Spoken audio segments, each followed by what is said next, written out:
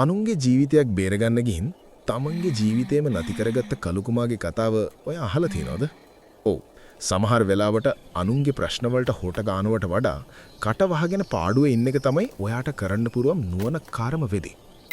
මේ කතාව ඇහුවට පස්සේ ඔයා ආයෙත් කාට හරි උදව් කරන්න යන්න කලින් අනිවාර්යයෙන්ම දෙපාරක් හිතාවේ. එක්තරා ධනවත් කෝටිපතියෙකුට අයත් ඊතා විශාල සුකෝපභෝගී වත්තක ඊතා කලාතුරකින් දකින්න ලැබෙන දුර්ලභ ගණේ සුදු මොනරෙක් ජීවත් වුණා. ඌ තමයි ඒ වත්තේ හිටපු වටිනාම සහ ලස්සනම සතා. ඒ වත්තට එන හැමෝම මේ මොනරාට ගොඩක් ආදරය කළා. ඒත් මේ වත්තේම අයිනක කැලෙන් ආපු සාමාන්‍ය වල් කලුකුවෙක් වයිල්ඩ් ටර්කි ජීවත් වුණා. කවුරුවත් ඌව ගණන් ගත්තේ නැහැ.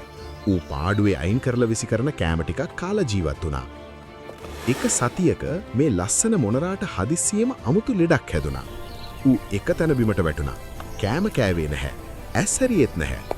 කෝටිපතියා ගොඩක් කලබල වෙලා ලෝකේ ඉන්න දක්ෂම සත්ව වෛද්‍යවරුන්ම ගෙන්වලා පෙන්නුවා. මිල අධික බෙහෙත් විටමින් වර්ග දුන්නත් කිසිම දෙයක් වැඩ කළේ නැහැ. අන්තිමට ප්‍රධාන වෛද්‍යවරයා සුසුමක් හෙලලා මෙහෙම කිව්වා. මහත්මයා, මේ සතාගේ ඇඟේ ඉන්ද්‍රියන් අක්‍රිය වෙමින් පවතින්නේ. හිට උදේ වෙද්දි ඌට නැගිටින්න බැරි වුණොත් අපිට ඌට වේදනාව නැති කරන්න වස දීලා නිදි කරවන්න සිද්ධ වෙනවා. කෝටිපතියත් දුක දුකකින් වුණත් ඒකට කැමති වුණා. මේ කතාව පඳුරක් අස්සේ හැංගිලා හිටපු අර වල් කලුකුමාට ඇහුණා. මොනරාගඩ ලুকু දුකක් ඇති වුණු කලුකුමා රෑ කට්ට කරවල හිමීට මොනරා ළඟට ගියා. මුළු රෑම කලුකුමා නිදාගත්තේ නැහැ. ඌ මොනරාට තට්ටු කර කර හොටෙන් අනින ගමන් දිගටම මෙහෙම කිව්වා. නැගිටින්න. ඔයාට මෙහෙම මැරෙන්න බෑ. ඔයා මේ වත්තේ ආඩම්බරය. එක පියවරක් තියන්න සහෝදරයා. උත්සාහ කරන්න. මොනරා හිටියේ ගොඩක් අමාරුවෙන්. ඒත් කලුකුමා අතහැරියේ නැහැ. දිගටම ඌට කරදර කරමින් උනන්දු කරමින් නිදාගන්න නොදී අවදියෙන් තියාගෙන සටන් කරන්න බල කළා. පහුවදා උදේ පළවෙනි ඉරේලිය වත්තට වැටෙනකොටම කලුකුමා මුළු රෑම දුන්නු ධෛර්යය නිසාම මොනරා එකපාරටම හිමීට හෙලවුණා. ලොකු වෙහෙසක් කරගෙන ඌ නැගිට්ටා. නැගිට්ටලා ඌගේ ලස්සන සුදු පියාටු ටික දිගෑරියා. උදේ කෝෆි එකත් බිබී බැල්කනියට ආපු කෝටිපතියාට මේක දැකලා පුදුමේ දරාගන්න බැරිව කෝෆි කූප්පෙත් අතින් බිමට වැටුණා. මේක හාස්මකක්. එහෙම කියාගෙන ඔහු වත්තට දුවගෙන ආවා. මගේ ලස්සන සතා සම්පූර්ණයෙන්ම සුව වෙලා. ඔහු වහාම Tamanගේ කළමනාකරුවට කතා කළා. අද තමයි අවුරුද්දේ සතුටිම දවස. මගේ යාළුවෝ, ව්‍යාපාරිකයෝ හැමෝටම කතා කරන්න. අද රැයට අපි ලොකු සාදයක් දානවා මේක සමරන්න. කලුකුමා පඳුරාසේ ඉඳන් මේ දිහා බලන් හිටියේ ලොකු ආඩම්බරයකින්. මම කළා. ඌ හිතුවා. මගේ වචන සහ මගේ මහන්සිය නිසා අද එක ජීවිතයක් බේරුණා.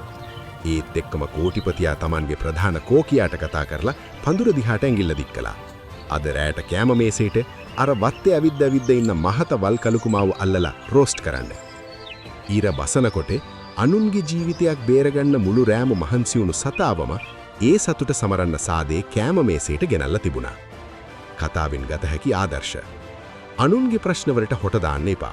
හැම ප්‍රශ්නයකටම ඔයාගේ මැදිහත් වීම අවශ්‍ය නැහැ. ඕනවට වඩා උදව් කරන්න යාම සහ නොමිලේ දෙන උපදෙස් ඔයාටම පාරාවල්ලක් වෙන්න පුළුවන්. කරුණාවන්තකමට හැමතිස්සෙම ප්‍රතිඵල ලැබෙන්නේ නැහැ.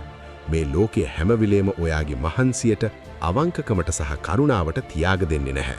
සමහර වෙලාවට ඔයාගේ අනවශ්‍ය වීරකම් වලට වන්දි ගෙවන්න වෙන්නේ ඔයාගේම ආරක්ෂාවෙන්. වීරයා තමයි බිල්ලට යන්නේ. ඇත්ත ජීවිතයේදී තිර පිටපසේ ඉඳන් අනුන්ව සාර්ථක කරන්න මහන්සි වෙන සහ කතා කරන කෙනාට නෙවෙයි හැමදාම කීර්තිය ලැබෙන්නේ. ගොඩක් වෙලාවට ඒ අයව පාවිච්චි කරන්නේ අනිත් අයට උඩට යන්න තියෙන පඩිපෙලක් විදියට විතරයි. නිහබතම තමයි ලොකුම ප්‍රඥාව. යාගේ ශක්තිය ආරක්ෂා කරගන්න. අනුන්ට උදව් කරන්න, හැබැයි ඒක කරන්න ඕනේ නිවැරදි වෙලාව, තැන සහ Tamanගේ ආරක්ෂාව ගැන හොඳ අවබෝධයකින්. සමහර වෙලාවට කට වහගෙන පාඩුවේ ඉන්න එක තමයි ඔයාට කරන්න පුරුවන් නුවණ කරම වැඩේ.